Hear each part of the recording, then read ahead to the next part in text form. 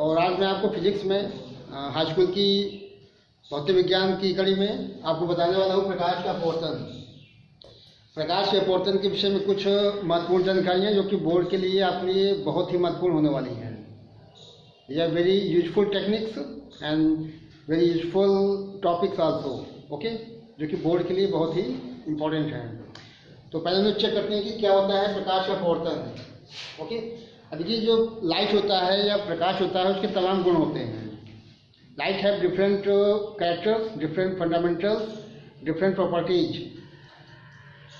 चाहे प्रकाश का अपवर्तन हो या परावर्तन, विवर्तन, व्यतिकरण, ध्रुवण, तमाम ऐसी घटनाएं होती हैं जिनके माध्यम से आप प्रकाश के इन गुणों को देख पाते हैं। अभी हम लोग फोकस करने वाले हैं रिफ्रैक्शन ऑफ लाइट। प्रकाश का अपवर्तन क्या होता है पहले इसको चेक करते हैं। देखिए, आपने अनुभव किया हो कि जो प्रकाश होता है, लाइट होता है, वो जब वैक्यूम या निर्वात या वायु में चलता है तो अपने संपूर्ण वेग से चलता है। अगर आप सी दिखाते हैं, सी का मतलब है स्पीड ऑफ लाइट, या आप हमेशा इसको ऐसे लिखेंगे 3.8 मीटर पर सेकेंड। प्रकाश की चाल इसके ऊपर नहीं होगी। Okay, speed of light can not exceed the value of c. प्रकाश की चाल इसके नीचे होगी लेकिन इसके ऊपर नहीं होगी। इससे नीचे कब होनी है? नीचे तब होगी जब ये प्रकाश किसी सघन माध्यम में प्रवेश करेगा। ठीक है, और जब मैं कहूँगा सघन माध्यम तो आपको थोड़ा आइडिया होना चाहिए कि सघन माध्यम का मतलब है जल, कांच या कोई अन्य पारदर्शी पदार्थिक माध्यम। ओके, तो ये सभी जो है सघन माध्यम में आएंगे। हम लोग इसी चर्चा करेंगे। शुरुआत में हम देखते हैं कि प्रकाश का अपवर्तन है क्या। यही प्रकाश जब किसी एक माध्यम से दूसरे माध्यम में जाता है, okay, the light is going to travel from one medium to another. Okay, तो ऐसा करने के पश्चात उस प्रकाश की चाल में फर्क आता है, उस प्रकाश की चाल में परिवर्तन आता है, उसकी दिशा में परिवर्तन आता है, उसकी तीव्रता में बदलाव आता है। एक प्रॉपर्टी लाइट की ऐसी भी होती है जिसके गुण में कोई परिवर्तन दिखलाई नहीं पड़ता है, और वो प्रॉपर्टी होती है frequency. Okay, you should learn this point that when a light, ray of light travels from one medium to another, the frequency does not change. Frequency पे कोई प्रभाव नहीं पड़ता है, आवृत्ति पे कोई प्रभाव नहीं पड़ता है। तो यहाँ एक्चुअली में अपवर्तन सिंपली परिभाषा, प्रकाश किरण किसी एक माध्यम से दूसरे माध्यम में ट्रेवल करेगा। प्रकाश किरण किसी एक माध्यम दूसरे माध्यम में प्रवेश करेगा तो अपने मार्ग से विचलित हो जाता है, अपने मार्ग से भटक जाता है। इसको कहते हैं अपवर्तन। ओके, बेंडिंग ऑफ बीम, प्रकाश का मुड़ना, चेंज करना। जब माध्यम बदलेगा तो अपने वो जो है अपने मूल पाथ से, जो मूल उसका पथ होगा उससे वो भ्रमित हो जाएगी, वो चेंज कर लेगी। अब हम लोग ये चेक करते हैं कि ये जो डायग्राम बन रहा है ये एक्चुअल में तमाम चीज़ें आपको इसमें समझनी पड़ेंगी। जैसे मैंने ये दिखाया है एक्स के फॉर्म में, जो कि दो माध्यमों को पृथक करता है। There are two mediums going to be divided. ऊपर वाला देखिए, इसको मैंने विरल मान लिया, नीचे वाला सघन मान लिया है। ओके, ये सघन को मैंने ऐसे दिखा दिया जिसे कांच होगा। ये माध्यम कांच हो सकता है या फिर जल हो सकता है या कोई अन्य माध्यम हो सकता है। ठीक है, देखिए दो डायग्राम शो किए गए, इनको आप चेक कर लें। देखिए ये जो पहला डायग्राम, इसमें ऊपर का जो माध्यम है वायु है, जो कि विरल माध्यम है, विरल रेड मीडियम। नीचे का सघन माध्यम जो कि कांच के फॉर्म में दिखाया गया है। ठीक है ना। अब ये कोई प्रकाश की किरण इस प्रकार से प्रवेश करती है बिंदु O पर, ये आपतित किरण है। क्या ये आपतित किरण जब ये बिंदु O पे या किसी माध्यम के पृष्ठ पे प्रवेश करती है, और जब ये यहाँ से किसी अन्य माध्यम प्रवेश करती है, वायु से कहाँ पे जाएगी? कांच में। तो ये अपने मार्ग से विचलित होगी। नंबर 1, एक फॉर्मूला मैं आपको बताता हूँ, ड्रॉन, DRAWN। इसको भी याद कर लेंगे तो आप कभी नहीं बोलेंगे कि एक्चुअल में होता क्या है, क्योंकि दो ही कंडीशन बनेगा, या तो ये किरण अपने अभिलंब की ओर झुक जाएगी या अभिलंब से दूर जाएगी। ये जो लाइन बनी है अभिलंब है, एन एंड एस के फॉर्म में हो जाएगा। ठीक है ना। ड्रॉन आपको याद कर लेना है, डेंसर टू रेयर। क्या लिखा है ये? डेंसर, डेंसर मतलब सघन, सघन माध्यम को हम लिखेंगे डेंस मीडियम, जैसे ये सघन माध्यम है। और जो विरल माध्यम होगा उसको लिखेंगे रेयर मीडियम। ओके, और विरल में केवल वायु या फिर निर्वात, और कोई ज़्यादा ऑप्शन नहीं मिलेगा। ओके, बाकी सघन में तमाम ऑप्शन हैं, कांच है, जल है, कोई भी पदार्थिक सघन माध्यम, ट्रांसपेरेंट मीडियम। ओके, तो ये है from denser to rare, denser to rare, AW, AW का मतलब away, away from N, N का मतलब normal, denser to rare, away from normal, सघन से विरल। ओके, सघन और ये विरल, सघन से विरल में जाएगा तो नॉर्मल से दूर भागेगा, है ना। अभी लिखा हुआ है अगर ये किरण आपने दिखाया है, अब मैं इसको टारगेट करता हूँ क्योंकि ये जो माध्यम सघन है और ये माध्यम क्या है, विरल। इस डायग्राम में ये चीज फॉलो होगा क्योंकि यहाँ जो किरण है वो सघन से विरल में जाएगा। तो ये किरण मैंने दिखा दी है, क्या ये दिखा दी है, जो कि सघन माध्यम में है, और सघन सघन विरल में जाएगा तो अविलंब से दूर की ओर हटेगा, मतलब ये किरण जो है अब ये ऐसे जाएगा, ये अपवर्तित किरण हो जाएगी, ठीक है ना। अविलंब से दूर भागेगा, ये क्या हो जाएगी, अपवर्तित किरण। अब यहाँ चेक करना, यहाँ जो डायग्राम बनने वाला है वो कहता है कि जब प्रकाश किरण वायु से काश में जाएगा, विरल से सघन में जाएगा, अविलंब की ओर झुक जाएगा। ये एंगल आपको आर दिखा देना है, ये आई का मतलब आपतन कोण, आई का मतलब क्या है, आपतन कोण, और आर का मतलब क्या है, अपवर्तन कोण। ओके, दोनों एंगल आप शो कर देंगे, बराबर नहीं दिखाना है क्योंकि ये एंगल अलग है, ये एंगल अलग है, ये एंगल ज़्यादा है, ये एंगल कम है, मतलब angle I will be greater than angle R. और यहाँ इसका उल्टा है, ये फिर से आपतन कोण, ये अपवर्तन कोण, angle I will be less than angle R. तो ये चीज आपको ध्यान रखनी है कि कोण जो अपवर्तन कोण होगा वो आपतन कोण जो होगा अपवर्तन कोण से ज़्यादा होगा, किसमें, जब ये कंडीशन बनेगा, वायु से काश में जाएगा, ठीक है ना। इसका उल्टा आपको यहाँ लिखा देना है, यही जो घटना आप देख पाते हैं इसको कहते हैं अपवर्तन, ठीक है ना। प्रकाश की किरण चाहे वायु से कांच में जाए या कांच से वायु में जाए।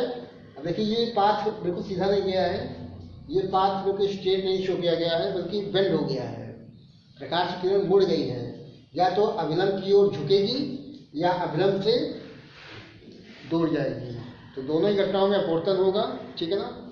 तो ये अपवर्तन हो गया। अपवर्तन के कारण बोला गया है, तो अपवर्तन का आप ये समझ लें कि जब माध्यम बदलता है और पृथक पृथक माध्यमों में, भिन्न भिन्न माध्यमों में प्रकाश की चाल भिन्न भिन्न होती है। ओके, मैंने कल भी आपको एग्जाम्पल के तौर पे कुछ अपवर्तनांक शो किए थे। जो माध्यम जितना ज़्यादा सघन होगा, जो माध्यम जितना ज़्यादा डेंस होगा, उसमें प्रकाश की चाल उतनी ही कम हो जाएगी, ठीक है।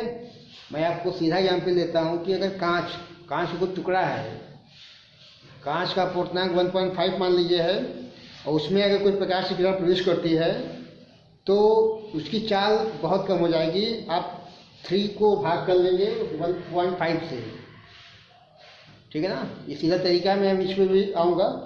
तो नंबर 2 पे जो लिखा अपवर्तन के कारण, अपवर्तन का मूल कारण होता है भिन्न भिन्न माध्यमों में प्रकाश की चाल का गुण भिन्न होना। Different type of the denser medium have different type of the speed of velocity of speed, ठीक है ना। तो ये चीज़ चेक कर लेना है। और नियम देखिए लिखा गया है अपवर्तन के नियम, तो आप यही भी चेक कर सकते हैं। अपवर्तन के नियम में 2 नियम बताए गए हैं। पहला नियम ये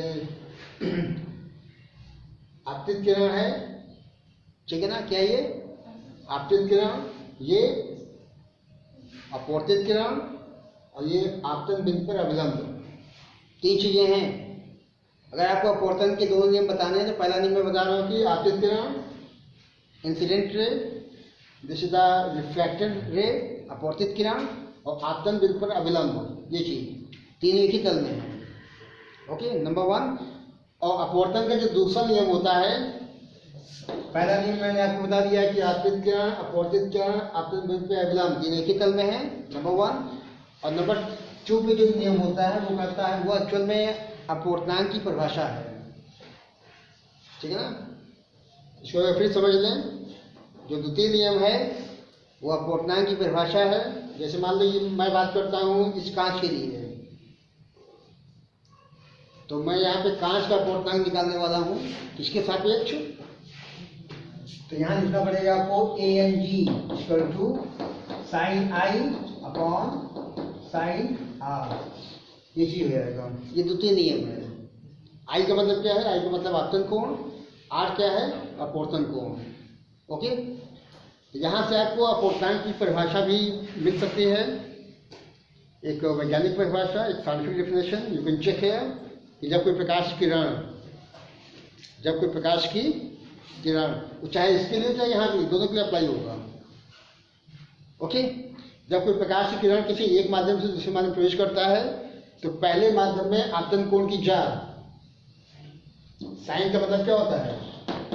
साइन ऐसे लिखा जाता है, इसको हिंदी कहते हैं ज्या, ठीक है।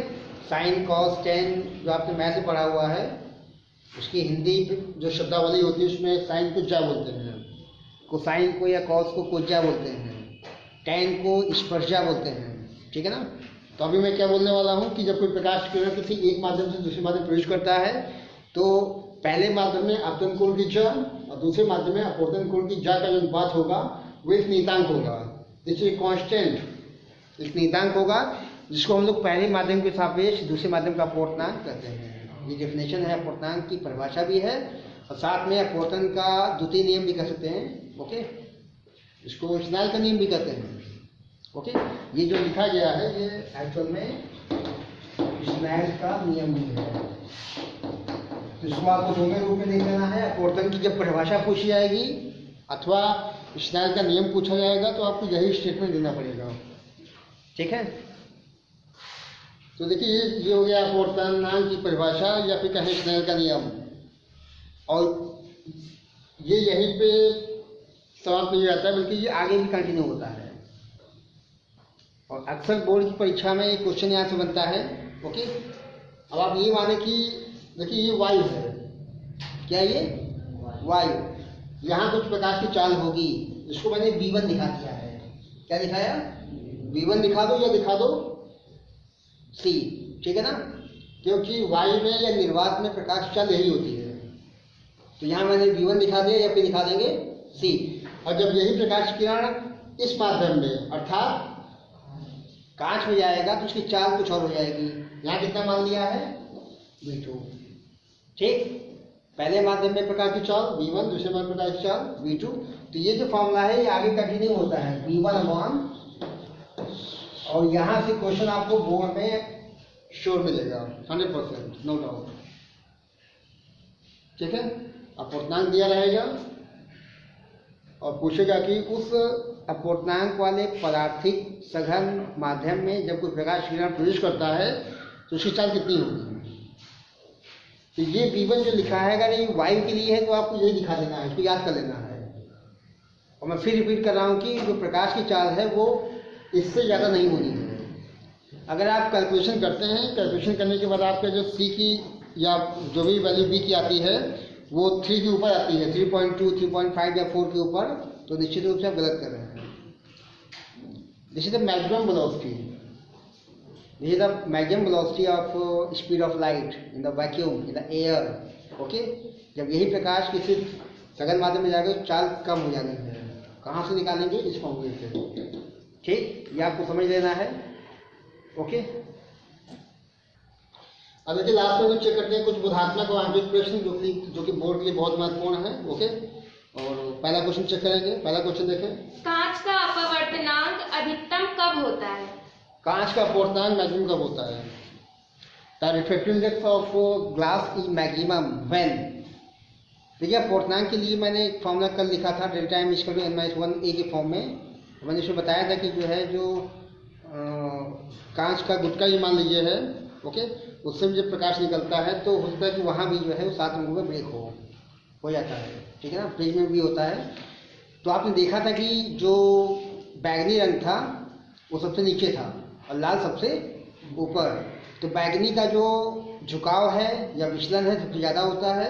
इसके बिहार पे हम लोग कह सकते हैं कि बैगनी रंग के प्रकाश के लिए अपवर्तनांक maximum NV is greater than NR। बैगनी रंग के प्रकाश के लिए जो अपवर्तनांक होगा वो सबसे ज़्यादा होगा और सबसे कम किसका होगा? रेड का। ये नंबर 1 क्वेश्चन था। नंबर 2, एक उत्तल दर्पण की फोकस दूरी 20 सेंटीमीटर है, दर्पण की वक्रता त्रिज्या क्या होगी? देखिए ऐसे क्वेश्चन निश्चित रूप से बोर्ड में आते रहते हैं जहाँ पे आपको फोकस दूरी का मान देगा, वक्र त्रिज्या निकालने को आएगा, या वक्र त्रिज्या का मान देगा, फोकस दूरी निकालने को आएगा। और नंबर 2, आपको ये अर्थ है कि जो दर्पण है कैसा है, उत्तल है कि अवतल। उत्तल है तो इसमें आपको F की वैल्यू दिमाग में बैठा लेना है। उत्तल है तो F की वैल्यू धन में आएगी, प्लस में आएगी, और अवतल है तो नेगेटिव में। एक बार क्वेश्चन फिर चेक कर लें। एक उत्तल दर्पण की फोकस दूरी 20 सेंटीमीटर है, दर्पण की वक्रता त्रिज्या क्या होगी? देखिए उत्तर दर्पण दिखाया गया 20 सेंटीमीटर, फोकस दूरी दिखाई गई है। उत्तर दर्पण का सीधा मतलब कि F का मान प्लस में आएगा और R की वैल्यू हमें चेक करनी है। ओके, आप जानते हैं कि दर्पण वाले केस में जो R होता है वो F का दूना होता है। जो वक्र त्रिज्या होती है वो कितना होता है? 2F। यानी 2 × F दैट इज 40 सेंटीमीटर। चिन्ह का विशेष ध्यान रखना है। अगर यही दर्पण अवतल होता, ओके, तब आपको यहाँ पे निगेटिव लगाना पड़ता, क्योंकि निगेटिव वाले भी ऑप्शन देगा, पॉजिटिव वाले भी देगा, और ये चीज़ आपको वहाँ पे चेक करना है कि निगेटिव लेके चलना है कि पॉजिटिव लेके चलना है। तो उत्तल के लिए पॉजिटिव और अवतल के लिए नेगेटिव। क्वेश्चन था, एक अवतल दर्पण की वक्रता त्रिज्या 20 सेंटीमीटर है, इसकी फोकस दूरी क्या होगी? देखिए आप ये अवतल दर्पण की बात कर रहा है, ओके, और अवतल दर्पणों में प्रकाश का परावर्तन होता है, रिफ्लेक्शन। ओके, तो अवतल दर्पण के लिए R का मान दिखाया गया है, तो F निकालना है। F के लिए R/2, और आप पहले शो कर दिए कि जो R की वैल्यू किसमें है, ये नेगेटिव, तो इसका आधा करने कितना आएगा? ये हो जाएगा F की वैल्यू, ठीक है ना। क्वेश्चन 4, निर्वात में प्रकाश की चाल 3 × 10⁸ मीटर पर सेकेंड है, कांच में प्रकाश की चाल क्या होगी? ठीक है, अगला क्वेश्चन देखेंगे। क्वेश्चन 5 में देखिए इंपॉर्टेंट क्वेश्चन, निर्वात में प्रकाश की चाल का मतलब V1 मानिए या फिर C मानिए। मैंने आपको पहले ही बोला है, ओके, निर्वात में वायु प्रकाश की चाल को C से दिखाओ चाहे V1 दिखा लो। मैंने V1 दिखा दिया है। कांच के पदार्थ का अपवर्तनांक शो किया 1.5, ओके, 1.5 शो किया गया है। तो हमें निकालना है इस कांच में प्रकाश की चाल। तो ये जो AMG लिखा है इसको आप लिखेंगे कितना? V1/V2, जो मैंने यहाँ लिखाया हुआ है। यही व्यवस्था बने कि यहाँ कांच दिया हुआ है। अगर मान लो जल होता तो यहाँ W लिखते हैं, वाटर, G की जगह पर वाटर। अब ये जो लिखा है AMG निकालना है V2, तो V2 ऊपर जाएगा और AMG आएगा नीचे। ये है 3⁸ मीटर पर सेकेंड और नीचे है 1.5, ये 2⁸ मीटर पर सेकेंड। मतलब जो प्रकाश निर्वात में या वायु में इस चाल से चल रहा है, यही प्रकाश जब इस अपवर्तनांक के कांच के माध्यम में प्रवेश करेगा तो इसकी चाल घट कितनी हो जाएगी। ओके, अगला क्वेश्चन नंबर 6, प्रकाश का वेग किस माध्यम में सबसे अधिक होता है? देखिए तो आपको पता चल ही जाओगे कि जो स्पीड ऑफ लाइट होता है वो मैक्सिमम होता है वायु में या निर्वात में, इतना। तो ये जो लिखा गया C की वैल्यू या V1 की वैल्यू, ये किसके लिए लिखा गया है? वायु के लिए या फिर निर्वात में वैक्यूम, जहाँ पे हवा ना हो, एयर ना हो, तो उसके लिए हो जाएगा। तो ये इसका आंसर हो जाएगा इन द एयर या फिर इन द वैक्यूम, निर्वात में। ओके, अगला, वायु में प्रकाश की चाल 3 × 10⁸ मीटर पर सेकेंड है, उस माध्यम में प्रकाश की चाल ज्ञात कीजिए जिसका वायु के सापेक्ष अपवर्तनांक 1.5 है। ये भी वही क्वेश्चन हुआ, ठीक है ना। ये सवाल यही जो आपने भी यहाँ लगा हुआ था, आंकड़े भी सब वही है, ठीक है। कभी कभी दोनों ही माध्यमों में प्रकाश की चाल दी जाती है, और आपको निकालना होता है उस पर्टिकुलर माध्यम का अपवर्तनांक। तो आप इसका इस्तेमाल कर लेंगे, ठीक है ना। जैसे वायु प्रकाश की चाल दी गई, इसको ऊपर दिखा दिया, और V2 मान लो इतना दिया है 2 × 10⁸, इसको नीचे दिखा दिया, पावर करे आएगी, ऊपर 3 नीचे 2 आएगा, भाग करेंगे 1.5 आएगा, तो ये एनर्जी का मान जाएगा। ऐसे क्वेश्चन भी आपको देख लेने होंगे, ठीक है। जल में प्रकाश की चाल 2.25 × 10⁸ मीटर पर सेकेंड है। यदि जल का अपवर्तनांक 4/3 हो तो निर्वात में प्रकाश की चाल ज्ञात कीजिए। देखिए इस सवाल में एक्चुअल में ये प्रकाश ट्रेवल करता है जल में, जल का अपवर्तनांक शो किया 4/3, और 4/3 का मतलब 1.33, और इस माध्यम में जो प्रकाश चलता है उसकी चाल 2.25 × 10⁸ शो की गई है। ओके, तो वायु में या निर्वात में प्रकाश की चाल कितनी होनी चाहिए, तो चेक करें। ए एन डब्ल्यू का फॉर्मूला शो करते हैं। देखिए ए एन जी हो डब्ल्यू कोई दिक्कत नहीं है, ऊपर आपको वायु में निर्वात में ही शो करना है। तो ऊपर क्या दिखाया, ऊपर दिखाया V1, नीचे क्या दिखाया V2। अब यहाँ पे हमें V2 दिया हुआ है और V1 निकालना है, तो यहाँ से हम लोग V1 निकाल लेंगे, कितना आएगा AN ये 4/3 हो जाएगा। V2 का मान दिखाया गया है 2.25 × 10⁸। ओके, 3 से काटेगा पूरा 3 से काटेंगे 3 × 7 = 21, 3 × 5 = 15, 0.75 का 4 गुना के 3 आया है ना, तो कितना आ गई 3 × 8 मीटर पर सेकेंड। ये वैल्यू होती है, ओके, ये वैल्यू होती है क्योंकि आपको मालूम है कि निर्वात में या वायु में प्रकाश की चाल इतनी है। चलिए कर लेंगे, ठीक है ना। तो ये क्वेश्चन हो गया। और एक सवाल समझ लें कि वायु से कांच में गया है या कांच से वायु में गया है, तो इसका भी एक संबंध होता है ना। ANG = 1/GNA, ये भी आपको ध्यान रखना है। पहले माध्यम का सापेक्ष दूसरे माध्यम का अपवर्तनांक बराबर 1/2N1। ओके, ये दोनों ही चीजें हैं। ओके, वैसे क्वेश्चन आपको और देख लेने हैं। मेनली जो आंशिक प्रश्न है मैंने आपको फॉर्मूला बता दिया है एन जी का या डब्ल्यू का, उसको चेक कर लेना है। sin I/sin R से भी देखना है, साथ में V1/V2 से भी देख लेना है। ओके, अपवर्तन की परिभाषा, अपवर्तनांक की परिभाषा, अपवर्तन के दोनों नियम। ओके, अपवर्तन का मुख्य कारण क्या है वो आपको याद कर लेना है। Okay, and okay, thanks for watching my video. Thanks to all of you.